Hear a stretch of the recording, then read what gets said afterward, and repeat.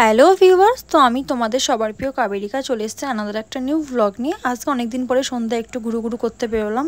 মানে বাড়ি থাকতে থাকতে না পুরো বোর হয়ে যাচ্ছে, আর এই গরমে না বাড়িতে থাকতে ভালোও লাগছে না, মনে হচ্ছে একটু বাইরের হাওয়াটা উপভোগ করি। তো সেই জন্য ঝটপট রেডি হয়ে কোনো রকম একটু দেখো আমি ঠিকঠাকভাবে গোছাতেও পারিনি, এতটা পরিমাণে গরম। তো বেরিয়ে পড়লাম চা খাওয়ার উদ্দেশ্যে। শোনা মানে শুধু চা খাবো না, আরও অনেক কিছু খাবো।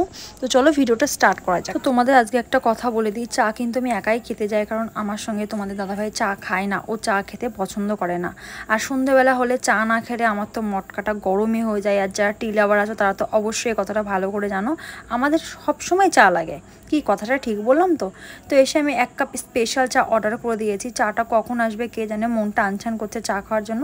তো ট্যানটা না আমার চা চলে এসছে। আর দেখো গাইস, চাটা অনেকটাই দিয়েছে, কোয়ান্টিটি বেশ অনেকটাই বেশি ছিল।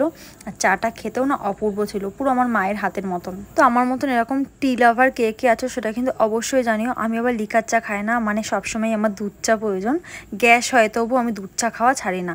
তো ওখান থেকে চা খেয়ে বেরিয়ে পড়লাম, কারণ ওখানে আর ভালো স্ন্যাক্স কিছু পাওয়া গেল না। তো সেই জন্য ভাবলাম বাইরের থেকে কোনো জায়গাতে স্ন্যাক্স নিয়ে নেবো।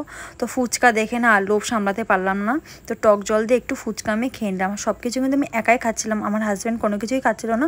তো তাতে কি আমি কি আমার খাওয়া বন্ধ করে দেবো? চা আর ফুচকা খাওয়ার পরে না পেট প্রচণ্ড জাম হয়ে গেছিলো, সেই জন্য আর কিছু খাইনি। রাতের জন্য বিরিয়ানি নিয়ে নিলাম বাড়িতে গিয়েই খাবো। তো আমার এই মিনি ব্লগটা তোমাদের কেমন লাগলো অবশ্যই জানিও। Tata bye.